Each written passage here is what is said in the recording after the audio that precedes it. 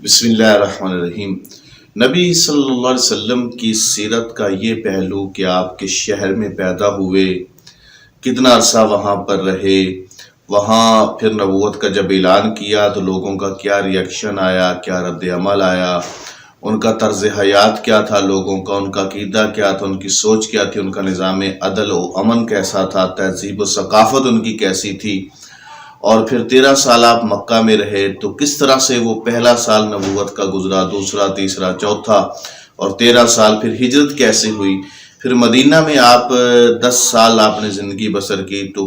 کس طریقے سے آپ نے زندگی بسر کی، وہ 10 سال کیسے گزرے، کس کشمکش میں گزرے، کس جد و جہد میں گزرے، کس طریقے سے وہ گزرے، یہ ساری چیزیں جاننا آج کے مسلمان کو بہت ضروری ہے۔ آج وہ جس خطے میں ہے، جس علاقے میں ہے، اگر اس نے بھی دنیا کے اندر کوئی تبدیلی لے کر آنی ہے، کوئی چینج لے کر آنی ہے، کوئی مثبت اور تعمیری کام کرنا ہے، تو اس کو نبی اکرم صلی اللہ علیہ وسلم کی سیرت کے اس پہلو کو کہ آپ کی جو 23 سالہ نبوی زندگی ہے، نبوت کی زندگی، 40 سال تو اعلان نبوت سے پہلے کی زندگی ہے، وہ کیسی تھی، وہاں بڑے بڑے کیا واقعات ہوئے، اور پھر جو 23 سالہ نبوت کی زندگی ہے، اعلان نبوت، وہ سال با سال آپ نے کیسے جد و جہد کی، اور ایک بہت قلیل عرصہ ہے، یہ بہت کثیر عرصہ نہیں ہے، تھوڑا عرصہ ہے 23 سال کا، اس میں کایا پلٹ دینا، اس میں لوگوں کی سوچ کو، لوگوں کی فکر کو، لوگوں کے سال ہر سال کے جس پہ وہ جمے ہوئے تھے، جن نظریات پر، جن عقائد پر، جس سوچ پر وہ جمے ہوئے تھے، اس کو بدل دینا، یہ کیسے ممکن ہوا، کیسے یہ دنیا کے اندر آپ صلی اللہ علیہ وسلم تبدیلی لے کر آئے، تو یہ جاننا بہت ضروری ہے۔ اب علم میں ہے کہ نبی اکرم صلی اللہ علیہ وسلم مکہ میں پیدا ہوئے، 40 سال بھی آپ نے نبوت سے پہلے بھی مکہ میں گزارے، نبوت کے بعد بھی 13 سال آپ اعلان نبوت کے بعد بھی 13 سال آپ مکہ میں رہے، تو مکہ شہر کو جاننا ضروری ہے کہ یہ شہر کس نے آباد کیا۔ جب مکہ شہر کی آبادی کی بات آئے گی، جب خانہ کعبہ کی بات آئے گی، تو حضرت ابراہیم علیہ السلام کی بھی لازمی بات آئے گی، کیونکہ حضرت ابراہیم علیہ السلام اور حضرت اسماعیل علیہ السلام اس شہر کے بھی بانی ہیں، کعبہ کے، مکہ کے بھی، اور کعبہ کی بنیادیں بھی انہوں نے ہی اٹھائی تھی۔ تو حضرت ابراہیم علیہ السلام تو ذاتی طور پر عراق میں پیدا ہوئے تھے، اور کے مقام پر پیدا ہوئے تھے، وہاں پر آپ کو بہت مسائل ہوئے، آپ نے وہاں بھی اعلیٰ کلمۃ الحق بلند کیا، وہاں کا جو ظالم بادشاہ تھا اس کو بھی آپ نے اللہ کی طرف بلایا، وہاں سے پھر آپ نے ہجرت کی، فلسطین آج کا جو ہے اسرائیل جہاں پر آباد ہے، اس علاقے میں آپ تشریف لے گئے، اور پھر اللہ کے حکم سے اپنی بیوی اور چھوٹے سے بچے کو، حضرت اسماعیل علیہ السلام کو، وادی غیر ذی زر، جہاں کوئی کھیت و کھلیان نہیں تھے، کوئی سبزہ نہیں تھا، کوئی آبادی نہیں تھی، بالکل بیابان تھا، وہاں پر ان کو چھوڑا، اور وہ بھی سعید تھے۔ جب انہوں نے پوچھا کہ یہ اللہ کا حکم ہے، سیدہ ہاجرہ نے تو کہا ہاں، یہ اللہ کے حکم سے آپ کو میں یہاں پہ چھوڑ رہا ہوں، تو وہاں پر ان کو چھوڑ دیا، اور پھر وہ آب زمزم کا ایک معاملہ ہے کہ وہاں پر وہ پانی حضرت اسماعیل علیہ السلام کی ایڑیاں رگڑنے سے پانی نکل آیا، چشمہ نکل آیا، اور قبیلہ گزر رہا تھا جرہم کا۔ بعض تاریخ کی کتابوں میں یہ بھی آتا ہے کہ وہ پہلے سے آباد تھا وہاں پر، لیکن بعض میں آتا ہے کہ نہیں، وہ پانی کی اس وقت، چونکہ عرب کے اندر بہت مسائل ہوتے تھے، تنگی ہوتی تھی، تو انہوں نے جب دیکھا کہ یہاں پانی دستیاب ہے تو بی بی صاحبہ سے اجازت کے ساتھ وہ بھی وہاں پہ رہنے لگ گئے، جرہم قبیلہ کے لوگ بھی وہاں پہ رہنے لگ گئے۔ تو حضرت ابراہیم علیہ السلام اپنے اس ترکے کو چھوڑنے کے بعد آپ کا کم از کم 4 مرتبہ مزید کعبہ میں اور مکہ میں آنا ثابت ہے تاریخ کی کتابوں سے اور احادیث کی کتابوں سے۔ ایک مرتبہ تو جب حضرت اسماعیل علیہ السلام کی عمر 12 سے 13 سال کے قریب پہنچی، تو حضرت ابراہیم علیہ السلام کو اللہ نے جو خواب دکھایا تھا قربانی کا، کہ اپنے بچے کو قربان کرے، اور نبی کا خواب ظاہر ایک وحی کی طریقہ ہے، ایک وحی کی صورت ہے، ایک وحی کی شکل ہے، تو انہوں نے اس پر عمل کرنا چاہا، اور بیٹے کو بھی مطلع کیا کہ مجھے یہ خواب آیا ہے، اور سعید بیٹا بھی اس کے لیے تیار ہو گیا 13 سال کی عمر میں۔ تو آپ وہاں پر آئے، تشریف لائے، اور اللہ رب العالمین نے اس قربانی کو قبول کیا اور کہا کہ اس آزمائش کو بھی دیکھا اور پسند فرمایا کہ حضرت ابراہیم اس آزمائش پر بھی پورے اترے کہ اپنے اکلوتے بیٹے کو اللہ کے راستے میں ذبح کرنے کے لیے تیار ہو گئے۔ لیکن اللہ رب العالمین نے جنت سے اپنی طرف سے وہ جانور بھیجے اور ان کی قربانی ہوئی اور حضرت اسماعیل علیہ السلام بچ گئے۔ تو اس کے بعد پھر حضرت ابراہیم علیہ السلام ایک مرتبہ آئے اور پتہ کیا کہ اسماعیل کہاں ہے۔ حضرت اسماعیل اس وقت شادی کر چکے تھے، جوان ہو چکے تھے، اور سیدہ حاجرہ وصال فرما چکی تھی، انتقال ہو چکا تھا ان کا۔ تو پتہ کیا کہ اسماعیل ہے گھر پہ، کہا نہیں ہے، وہ شکار، اور شکار بھی اس وقت اس طرح ہوتا تھا کہ 2-3 دن لوگ شکار کے لیے جاتے تھے، باہر ہوتے تھے گھر سے۔ تو اپنی بہو سے، اپنی حضرت اسماعیل علیہ السلام کی زوجہ سے پوچھا کہ گھر کا گزر بسر کیسا ہے۔ انہوں نے تھوڑا سا تنگ دستی کا شکوہ کیا، شکایت کی گزر بسر کے معاملے میں، اور شکر کے جو کلمات ہیں اور شکر کا جو انداز ہے وہ نہ اپنایا۔ تو حضرت ابراہیم علیہ السلام نے جاتے ہوئے کہا کہ اسماعیل جب آئے تو اسے کہنا کہ اپنے گھر کی چوکھٹ کو بدل دیں۔ وہ جب حضرت اسماعیل آئے اور ان کی بیوی نے اپنے سسر کے آنے کا واقعہ اور ان کا یہ قول ان کو جب بیان کیا تو حضرت اسماعیل سمجھ گئے کہ ابا جان کے چوکھٹ بدلنے کا مطلب ہے کہ یہ ناشکری بیوی سے مجھے جان چھڑانی چاہیے۔ بہرحال اس کے بعد انہوں نے ان کو فارغ کر دیا، اور وہاں جو قبیلہ بنو جرہم کا جو سردار تھا اس کی بیٹی سے دوبارہ شادی کی، اور اس سے آپ کے 12 بچے پیدا ہوئے۔ یہ 12 کا جو ہنسہ ہے یہ حضرت یعقوب علیہ السلام، یعنی دوسری ایک جو حضرت ابراہیم علیہ السلام کی اولاد کی ایک دوسری سلسلہ جو ہے، حضرت اسحاق علیہ السلام بعد میں پیدا ہوئے۔ اللہ رب العالمین نے وہیں جہاں اپنے بیٹے حضرت اسماعیل کو ذبح کر رہے تھے وہیں بشارت دے دی تھی کہ میں تمہیں بشارت دیتا ہوں، تمہیں ایک اور بیٹا بھی ملے گا۔ تو وہ ایک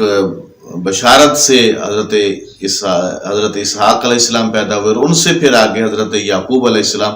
اور حضرت یعقوب علیہ السلام کے پھر آگے 12 بیٹے تھے اور وہ 12 قبائل بنے۔ تو اسی طرح حضرت اسماعیل علیہ السلام کے بھی 12 بیٹے یہاں سے پیدا ہوئے، اور مکہ کے اندر ایک بہت بڑا آل اسماعیل کا ایک بہت بڑے بڑے قبائل ان 12 بیٹوں سے مزید آگے بنے، اور وہاں پر ایک بہت بڑی آبادی بنی اس سے۔ بہرحال حضرت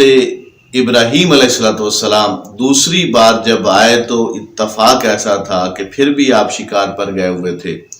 اور جب یہ دوسری بیوی سے اب پوچھا کہ بیٹا کدھر ہے تو اس نے کہا جی وہ شکار پر گیا ہوا ہے۔ گزر بسر کا پوچھا